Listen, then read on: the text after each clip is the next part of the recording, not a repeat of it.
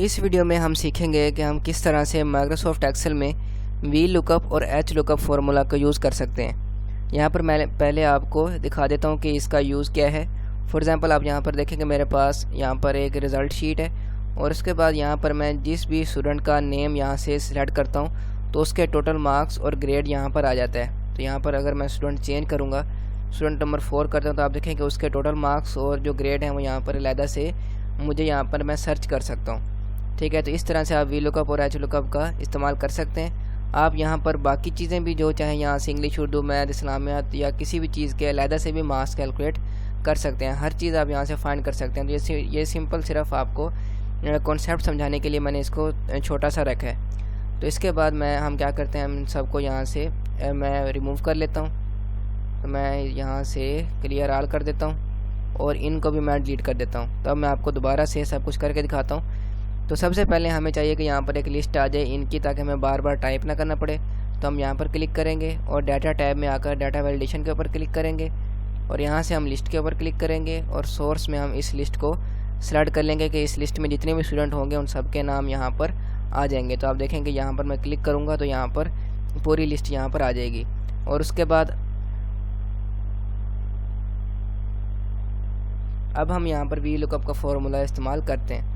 तो यहाँ पर पहले हम लिखेंगे इक्वल, उसके बाद वी लुकअप और ब्रैकेट ओपन करेंगे और यहाँ पर पहले लुकअप वैल्यू देंगे हम।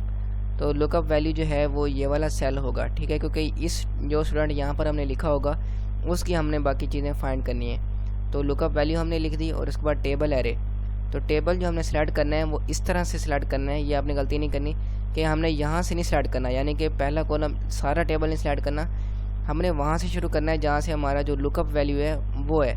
अब देखें लुकअप वैल्यू हमारी किस कॉलम में है, सेकंड कॉलम में है। तो हम यहाँ से अपनी सिलेक्शन को स्टार्ट करेंगे ताकि हमारी जो लुकअप वैल्यू है वो पहले कॉलम में है सिलेक्शन के, मतलब सिलेक्शन हमारी ये है तो इस सिलेक्शन में जो पहला कॉलम है वो ये है। तो हमारे पहले सिलेक्शन के पहले कॉलम में ही लुकअप वैल्यू आनी चाहिए, वरना जो रिज़ल्ट हैं वो गलत आ जाएंगे। फॉर एग्ज़ाम्पल अगर मैं यहाँ इस तरह से सिलेक्ट करूँगा तो जो रिज़ल्ट आएंगे वो गलत आएंगे। तो मैं यहाँ पर इस तरह से सिलेक्ट करूँगा ताकि हमारी लुकअप वैल्यू पहले कॉलम में आए। उसके बाद हम इसको कॉमा यहाँ पर टाइप करेंगे। उसके बाद हम कॉलम इंडेक्स नंबर लिखेंगे कि हम किस कॉलम में से रिज़ल्ट चाहते हैं। तो फॉर एग्ज़ाम्पल मैं जो रिज़ल्ट चाहता हूँ वो इस टोटल वाले कॉलम में से चाहता हूँ कि टोटल मार्क्स मुझे चाहिए। तो अब हमने इसका जो कॉलम नंबर है वो लिखना है। आप देखें कि आपने सिलेक्शन के अंदर गिनना है, आपने ये नहीं गिनना कि ये फर्स्ट है, ये सेकंड है, ये थर्ड, इस तरह नहीं। आपने इसी सिलेक्शन के अंदर गिनना है कि ये पहला कॉलम है, ये दूसरा है, ये तीसरा, चौथा, पाँचवा, छठवां और सातवां। तो हमें सातवें कॉलम में से वैल्यू चाहिए तो हम यहाँ पर 7 लिखेंगे और उसके बाद यहाँ पर आपने 0 लिख देना है, ठीक है, एग्जैक्ट मैच के लिए। तो उसके बाद हम एंटर करेंगे। तो यहाँ पर मैं कुछ स्टूडेंट सेलेक्ट कर लेता हूँ। तो स्टूडेंट नंबर 4, तो आप यहाँ पर देखें कि उसका रिजल्ट आ चुका है। तो आप देखें स्टूडेंट नंबर 4 और यहाँ पर 200 मार्क्स हैं तो यहाँ पर भी 200 आ गए। तो यहाँ पर अगर मैं स्टूडेंट नंबर 10 कर लूँ तो आप देखें इधर 452 है और इधर भी 452 आ गया। तो इसी तरह से हम इसको यहाँ पर अप्लाई करते हैं वी लुकअप को। तो मैं इसी को यहाँ से कॉपी करता हूँ, फार्मूला बार के अंदर से आपने इसको कॉपी करना है और यहाँ पर मैं इसको दोबारा से फार्मूला बार में पेस्ट कर देता हूँ। तो यहाँ पर ग्रेड के लिए जो कॉलम होगा वो कॉलम नंबर 8 है, बाकी सारी चीज़ें वही रहेंगी। तो मैं यहाँ पर कॉलम नंबर 8 कर देता हूँ और एंटर करेंगे तो आप देखें कि हमारे पास जो ग्रेड है वो भी यहाँ पर आ चुका है। तो इस तरह से आप एक्सेल में वी लुकअप का फॉर्मूला यूज़ कर सकते हैं। तो अब मैं आपको बताता हूँ कि आप किस तरह से एच लुकअप का फॉर्मूला यूज़ कर सकते हैं।